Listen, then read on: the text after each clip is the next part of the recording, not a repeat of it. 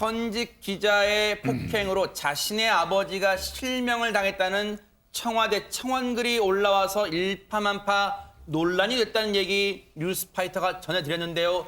그 후속 얘기가 잇따라 터져나오고 있습니다. 백성문 변호사님. 네, 잠시 비공개됐던 청원글이 지금 다시 공개가 된 상황인데요.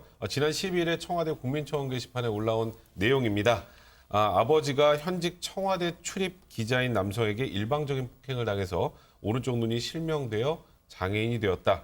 수개월이 지날 때까지 병원 치료비와 사과 한 번 없는 가해자의 엄중한 처벌을 부탁드린다라는 청원을 게시해서 굉장히 크게 논란이 되는데요. 네. 현재 8만 명 이상이 동의한 이 청원글 아직까지도 계속 논란이 이어지고 있는 그런 상황입니다. 하하.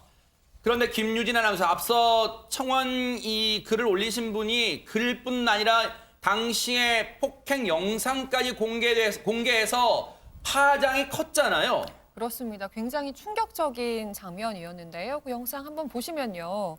주차장 안으로 걸어오는 두 남성, 이 중에 가해자로 지목된 기자가 먼저 주먹을 휘두르면서 청원인 아버지 얼굴을 때리는 장면입니다.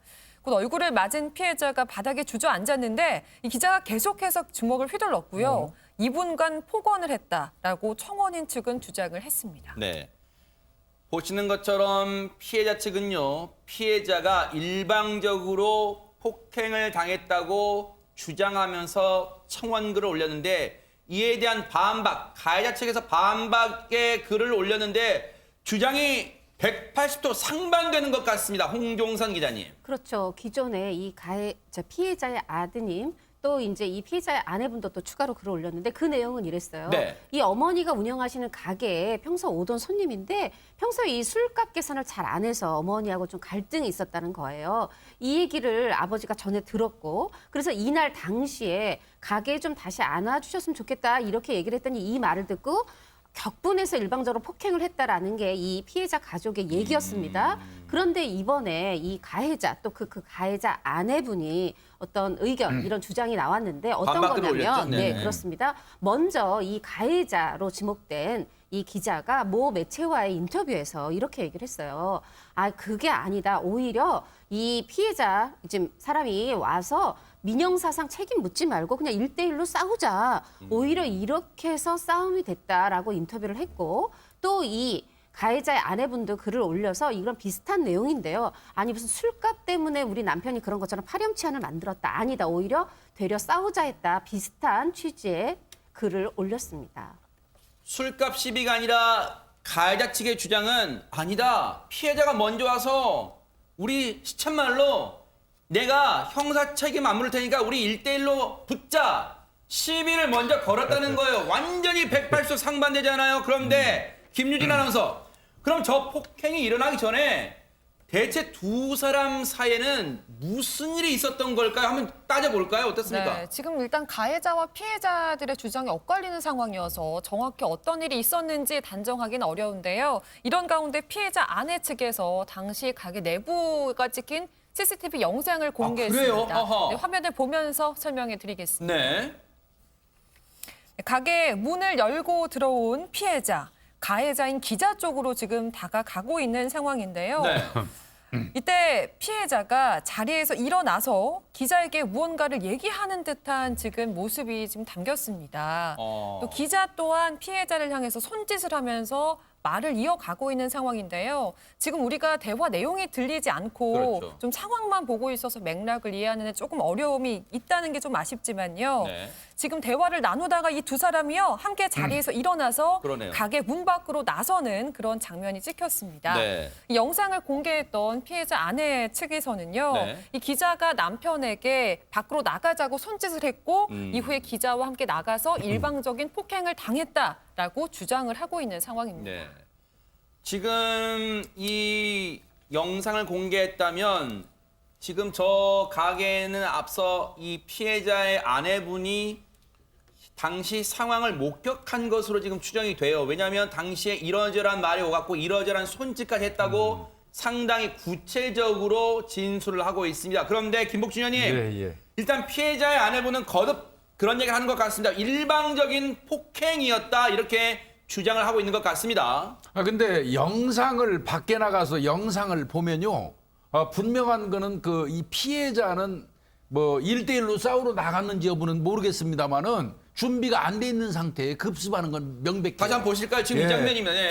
저 사람은 지금 싸울 준비가 안 돼 있잖아요. 피해자는. 아하. 가해자는 지금 갑자기 이제 공격을 한 거고요. 아하. 그다음에 공격해서 사람이 쓰러졌는데 그 위에서 또 재차 공격을 하고 있거든요. 네. 그래서 저거는 제가 판단할 때는 다분히 싸우러 나간 건 아닌 걸로 보여요. 피해자 입장에서는. 네. 또 서로 피해자하고 가해자가 1대1로 우리 저 싸우러 가자. 민형사상 뭐 어떤 문제 제기하지 않고 그랬다 손치더라도 사람 때려서 다치면 그거는 처벌받습니다. 아하. 그래서 대한민국에 그런 법이 어디 있어요? 네. 그리고 더더군다나 이분 지금 그 실명 안구 파열까지 왔다면 세상에. 중상해입니다. 중상해. 어. 중상해 상태인데 지금 불구속 상태에서 재판을 받고 있는 것도 저는 조금 그 이해가 안 가는 부분이기는 해요. 그런데 이제 문제는 아마 일단 저렇게 다치고 난 다음에 치료비라든지 보상 문제 때문에 이 저 피해자 아내 되시는 분하고 가해자 이제 아내 되시는 분하고 만났던 것 같아요. 아하. 그래서 얘기가 잘 안 됐는지 여부는 모르겠습니다만은 네.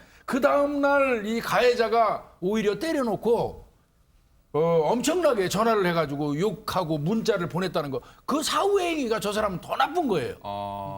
그런 부분은 좀 따지지 않을 수가 없을 것 같습니다.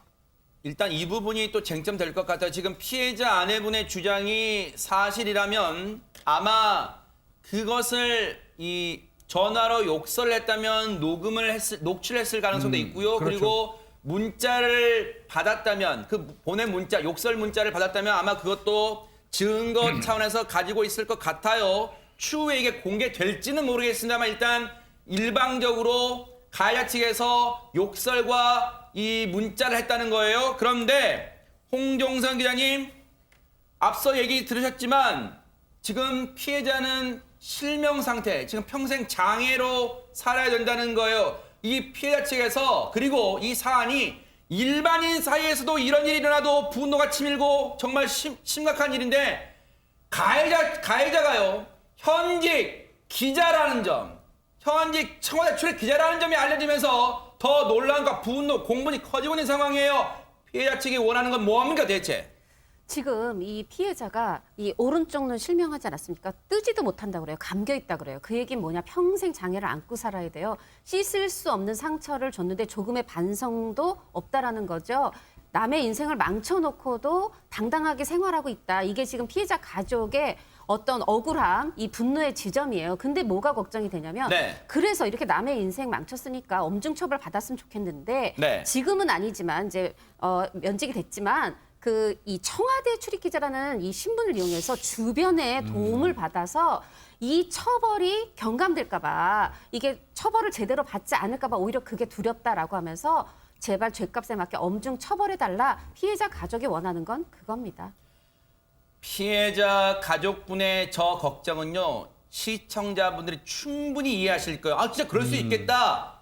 아, 진짜 주변 청와대 출입 기자라는 걸로 주변 사람들의 힘을 좀 빌려서 이 사건 좀 잘 무마시켜 주세요라는 청탁을 할 가능성도 있지 않을까라는 생각을 합리적으로 해볼 수 있을 것 같아요. 그렇기 때문에 걱정돼서 이번에 청원도 올리지 않을까, 올린 게 아닐까 생각이 들어요. 현재 그 가해자는 지금 어떤 상태로 있는 겁니까? 백성문 변호사님. 일단 재판은 조금 전에 김복주 교수님 말씀하셨던 것처럼 중상해 혐의입니다. 일단 완전히 이제 불구가 돼버린 상황이기 때문에.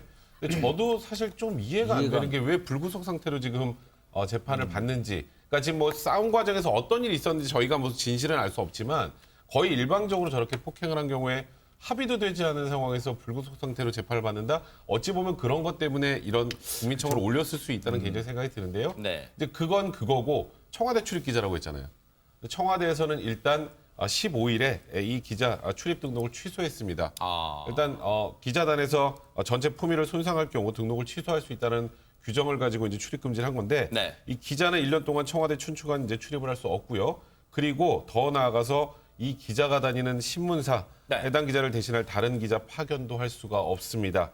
이제 대통령 행사 당시에 이제 근접 취재권도 이제 전부 제한이 되는데, 근데 또 하나 좀 이해가 되지 않는 건 이 신문사에서 이제 어떤 징계 처분할 수 있잖아요. 자기 회사 소속이니까. 근데 아직 그에 대한 얘기는 없고 일단 여러 얘기가 있으니 재판이 끝날 때까지 좀 상황을 보겠다라는 게 해당 신문사 입장입니다.